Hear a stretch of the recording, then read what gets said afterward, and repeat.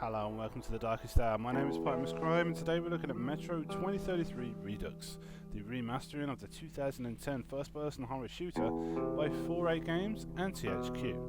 For those of you who don't know about Metro 2033, the highly successful first-person shooter Metro Last Light that came out last year was the sequel to Metro 2033. And this has been rebuilt and remastered using the same assets and textures from the engine that created Last Light. So essentially, the 2010 game has been raised to the standard of the 2013 title, and they've been rebundled and packaged as one continuous game. Even though you can play them both separately, they've been presented as one big game, which is incredible. You don't notice the quality difference. All the HUD and the UI, even like the gameplay tweaks, like wiping your mask and checking your watch to see how much air you have left, and just all that it's all the same in both games, so it feels like one big long game. And this is how remastering should be done. It's just incredible what they offer here. It's value beyond value, and anyone who's played the originals, anybody that hasn't played the originals, anybody that likes first-person shooters, atmospheric games, emotional games, should definitely check this out. It's just phenomenal value. But back to the game and what this video would like to focus on. The game offers you two playstyles. This isn't to be confused with difficulty. Difficulty is selected separately. This is a playstyle which pretty much sets you on the path of how you'd like to approach 2033 or Last Light. Both of them offer this choice, and this choice is meant to simulate one or the other games. They are Survival and Spartan, and Survival is more orientated towards a Metro 2033 experience, and Spartan is more orientated towards a Metro Last Light experience, and you can play either game with either play style. Let's just have a closer look. Spartan, enjoy the more forgiving combat and stealth experience of Metro Last Light, meaning that it's more combat orientated and less of a stealth approach. When Spartan style is selected, perfect for players who like faster paced, more action orientated gameplay. Ammo filters and other resources are also more plentiful, meaning that you get more resources and things like that. Survival. With ammo and filters in short supply, deadlier combat and more challenging stealth, Survival style offers players the original survival horror orientated experience of Metro 2033, with an emphasis on resource management and tense combat. Meaning that there is less resources, less ammo, less health to pick up, meaning that you have to manage and balance that accordingly. You can't just go running into a room, let off 1,000 rounds, because you know the person you're going to kill is going to have enough bullets for you to pick up and move on to the next person. That is the case, but that's not how it's presented. And you have to manage your inventory a lot better. If you've only got 2 bullets left, and that can be the case sometimes, then you're going to have to throw a knife at the guy. And that's what Metro 2033 forced you into doing. Metro Last Light changed that and made it more accessible, but didn't take away from how tense and engaging the experience was. What this video wants to focus on is how much of a difference each playstyle actually makes, and whether you can tell the difference. It's awesome that both games have this option for you. What I decided to do was take a section from Chapter 3, which is a few hours into it. It's about 2 hours, maybe an hour and a half, maybe 2 hours into the game. Now, the first hour to 2 hours of the game is pretty much setting the scene. There is combat, there is NPC interaction and all that, but this is probably the first section of the game where you have multiple approaches to how to complete this mission. It's a great section. It's called Dry. It's part 1 of 5 of Chapter 3, and it's at the Dry Metro station, which is set into 2 parts, and you can approach this stealthily or you can go all guns blazing. And that's why I feel that this section is a great place to demonstrate both playstyles. Now, I do want to play devil's advocate. I want to play Spartan stealthily, and I want to play Survival or guns blazing. Now, that is not the approach that I set out for with Survival. I set out to do them both stealthily. However, as you can see from watching these videos, survival has harder stealth.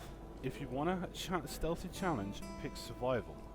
If you're not interested in stealth and you just want to shoot some fucking guns, go Spartan. And that is the main difference between these two playstyles. Because even though it says that the resources are different, if you watch these videos, the resources are the same in both places. You will find the same amount of ammo, you will find the same amount of throwing knives and health packs. It's all the same. There's no difference. And what I felt was the biggest difference is just the stealth. That is the main difference between these two styles. Stealth is way harder in survival. If you want to sneak about and you want to conserve your ammo and you want the more realistic approach, depending on the difficulty that you choose, pick survival. If you just want to go all guns blazing, which is fun, don't get me wrong, both of them are fun, both of them have their pros. If you just want to go all guns blazing, survival probably isn't the best for you. I'd say go Spartan and just zap up the difficulty. Now, the difficulty goes from normal, which is default, then hardcore, then ranger, then ranger hardcore. Now, normal is way too easy. Unless you've never played a first-person shooter before, avoid normal and go with hardcore. That is what you're watching right now. You're on hardcore difficulty, which is the way I played the original Metro 2033, and it's the way I played Metro Last Light. And for the most part, I'd say the experience is very similar. Now, because I have the benefit of hindsight from playing these two games before, I didn't find hardcore difficulty enough of a challenge. However, newcomers may find it challenging enough. But there is more difficulty on offer if you find it too easy. You can go to Ranger mode. Ranger mode was available for Metro 2033, but for Last Light, and if you know anything about the controversy over this, it was a paid-for DLC for a difficulty mode, which is a completely different conversation altogether. However, it's included in this bundle, and it's included for both games. Now, Ranger mode is not the hardest. You can actually go Ranger mode and then Ranger mode hardcore. Now, what Ranger mode is hardcore, but pushed up to the max. What Ranger mode hardcore is the same Ranger difficulty from Ranger mode, but all the HUD's gone. You don't have any HUD elements. This is completely sucking you into the experience. And if you're watching the game right now, it doesn't have much of a HUD anyway. It's got a crosshair, which you can turn on and off in the options menu, and it flashes up on screen when you pick up items, but that's about it. The HUD's removed. Like, even if you want to look at your mission, if you can have a look on the left side of the screen right now, you're holding a clipboard and a lighter, and if you press the right trigger, it will show you on that clipboard what your objective is. This whole game was designed to keep you in that immersion. But like when you go up to the door, that little hand symbol there, that isn't completely realistic. It didn't take me out the immersion, but it's there. However, if you want that gone, if you just want a completely hardcore experience, then you need to go Ranger mode and Ranger hardcore. That will take away all the HUD elements, and it will just put you in the place.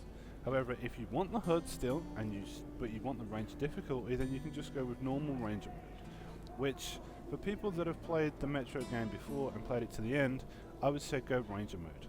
I really would recommend it, because I think that hardcore is for newcomers. I really do. And I would say that normal mode is for people that haven't played first-person shooters before, which I know there ain't going to be many of you, but there might be some of you that are interested in this game. Now, as you can see, on Spartan, I decided not to go all guns blazing. I decided to see how easy the stealth was, and as you can see, just from turning off the lights, and just from using my throwing knife, and creeping through, I don't have a silencer on any of the guns. That gun is only out just in case. I'm using throwing knives, and I've almost got to the end of the level.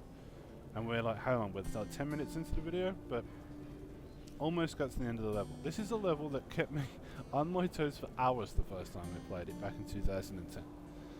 Now, on the other side, survival, the gameplay is actually speeded up. It's actually speeded up. It's actually twice as fast because it took twice as long, and it took twice as long without stealth. So that's a really interesting thing that I noticed, because I tried to go stealthily, and the survival stealth is a lot harder. When it does hit the fan and you have to go all guns blazing, it's definitely not impossible. It's actually the same level of challenge, but it's just a different approach. But when you do go all guns blazing, it's going to take you longer. You've got more enemies to dispatch. You can't just sneak past them.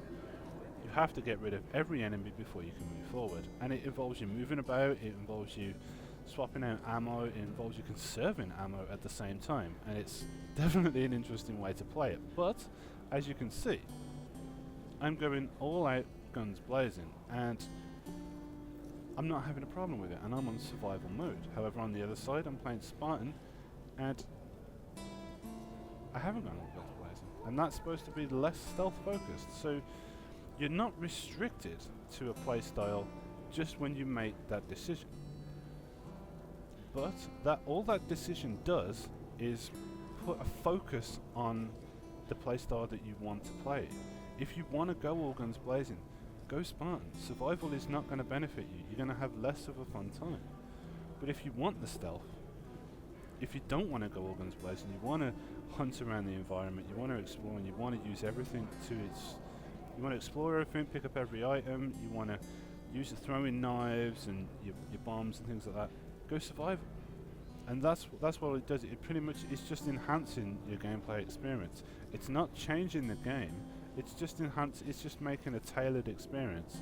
And I really wanted to make a video to point out the differences, even if they might be obvious to some people, because they wasn't immediately obvious to me. I really wanted to see firsthand what the difference was.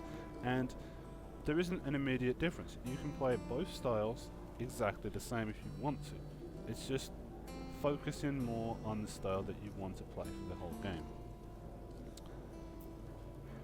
And that is the end of the video. As you can see, Spartan is just on Spartan mode. We've just got to the end, and that is the end of that level. Dealt with real quick. And as you can see on survival, even though it's speeded up, we are still battling our way through the level, because you have to take out every enemy. When you're sneaking past them, you don't have to take them out. So there's definitely two different approaches to each level, to each playstyle, sorry. But that is the end of this comparison. I hope you've enjoyed the video. Slightly different to what this channel normally offers. If you'd like to see more of this style of video, please let me know in the comments. If you don't want to see any more of this, please let me know as well. But that is the end to the video. My name is Spartan. Don't forget to subscribe. See you soon.